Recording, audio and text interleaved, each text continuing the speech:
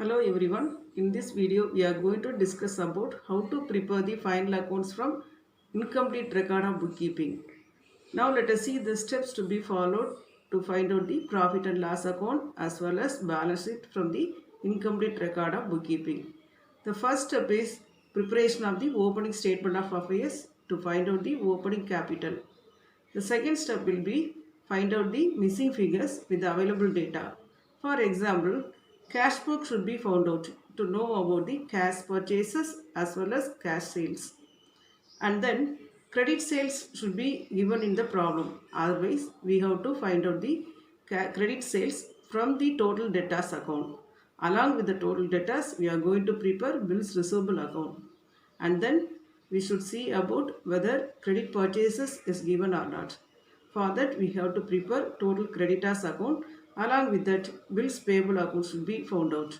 Okay. Now we are going to prepare total debtors account to find out the credit sales. Okay, since debtors account shows debit balance, first we have to write the opening balance in the debit side of the total debtors account.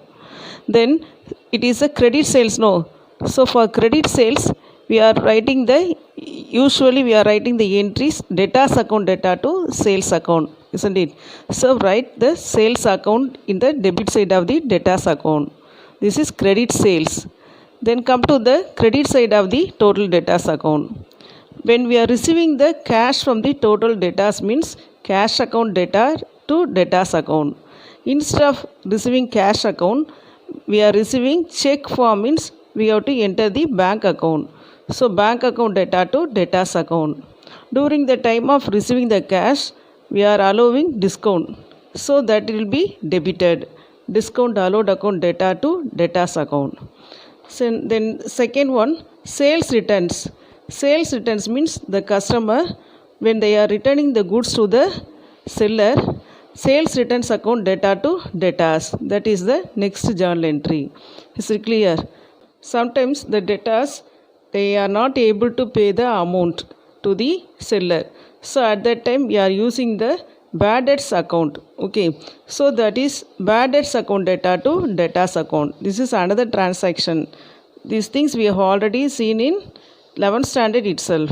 Okay, so come to the debit side of the debtors account.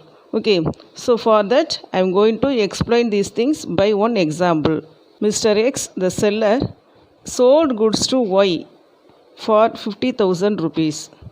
Mr. Y is not able to pay the amount at that time. He asked the seller some more time to pay the amount. That is, he asked the seller 3 months time to pay the amount. So at that time, the seller what he is doing, he draw one bill on behalf of the Y. That is the buyer. Seller draws bill of exchange on Y. This bill of exchange is bills receivable for seller, bills payable for buyer. Okay. So the seller writes bills amount on buyer for rupees 50,000. When bills received means for that the entry will be bills receivable account data to debtors. So these things we have to write in the debtors account also. Come to the total debtors account. Bills receivable account data to total debtors. So that bills receivable should be accepted by the debtor, that is Mr. Y.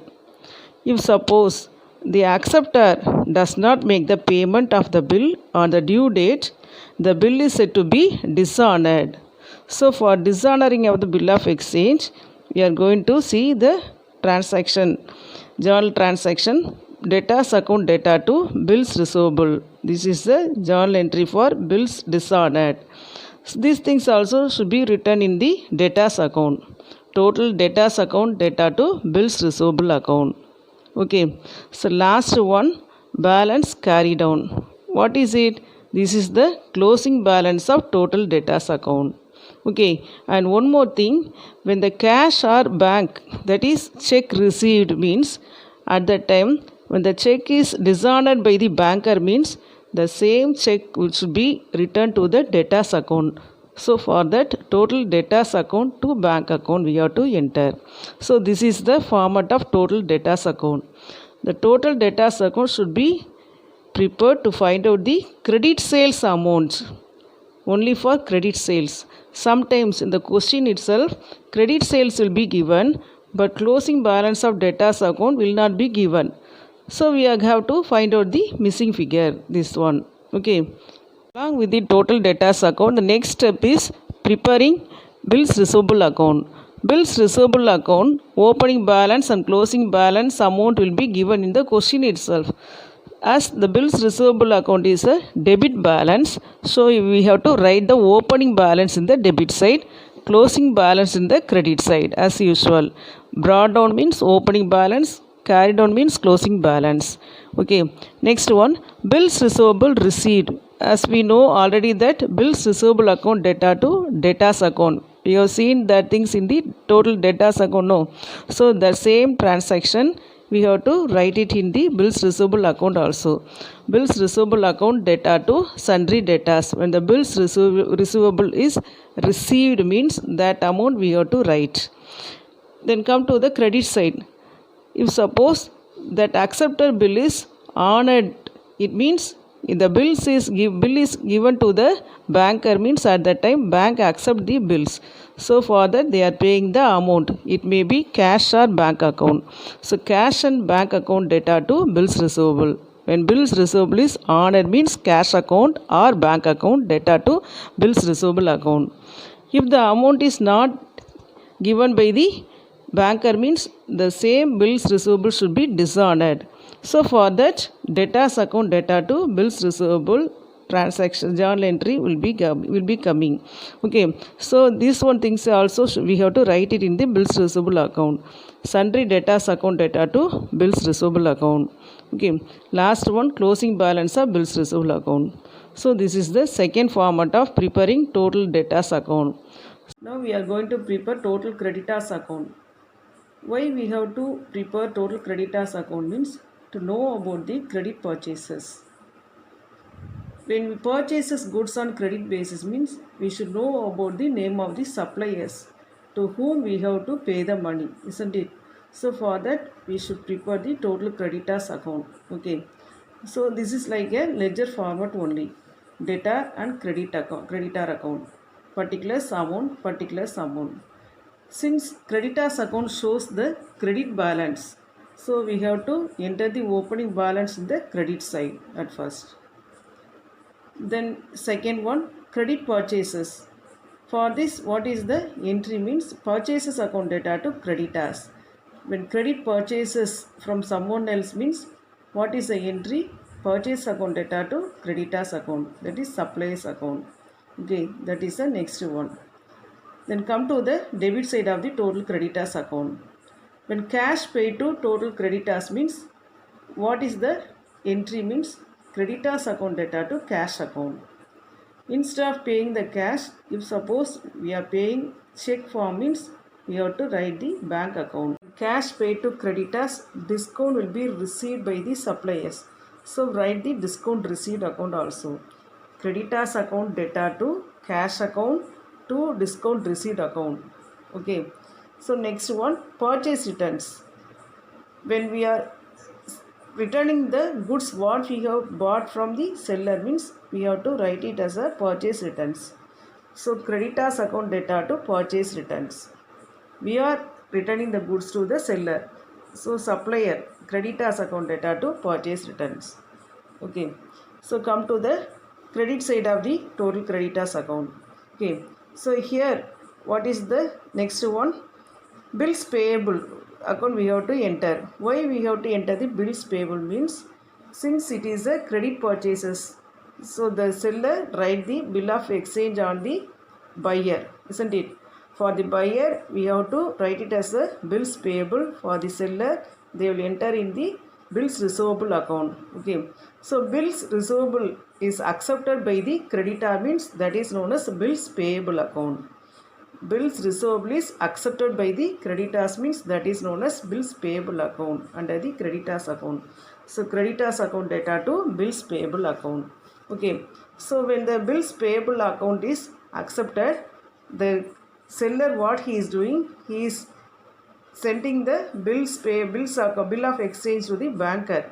So at that time the banker, if there is an amount in the bank account, means they will pay the money. Otherwise what they are doing, they are returning the bills payable to the creditors. So bills payable account data to creditors account. Okay.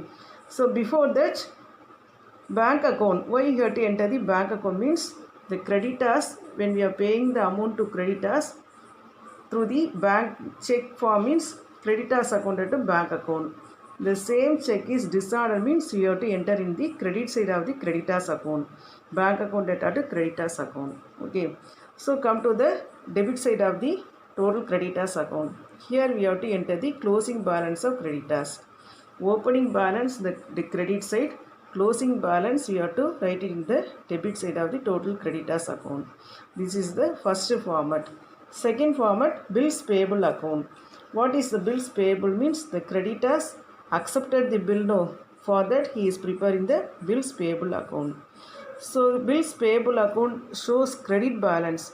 So write the opening balance in the credit side, closing balance in the debit side. Okay. When the bills payable is accepted means the same entry what we have posted in the total creditors account. Bills payable account data. See here. Creditors account data to bills payable account. Creditors account data bills payable. The same transaction we have to post it in the bills payable account also. Sundry creditors account data to bills payable account. Okay. So next one, when the bill is given to the banker, if they are dishonored the bill means the same bill is given back to the creditors. So at that time bills payable account data to sundry creditors you have to write. Okay. So last one, closing balance of bills payable account. So here the total amount should be tallied. From this bills payable account, in our accountancy book, 12th standard accountancy book, we are preparing the bills payable account to know the sundry creditors account. What is the amount of the sundry creditors? Bills accepted. This amount will be entered in the debit side of the total creditors account. Okay, here we have to enter the amount in the debit side of the creditors account. For that only bills payable account is to be prepared. They will ask bills payable account for 2 marks. Total creditors account alone 2 marks. Otherwise, both things will be asked in 3 marks question. In this video, we have seen how to prepare total debtors account as well as bills receivable account. Hope you would have understood. In the next video, we shall see total creditors account as well as bills payable account. Thank you.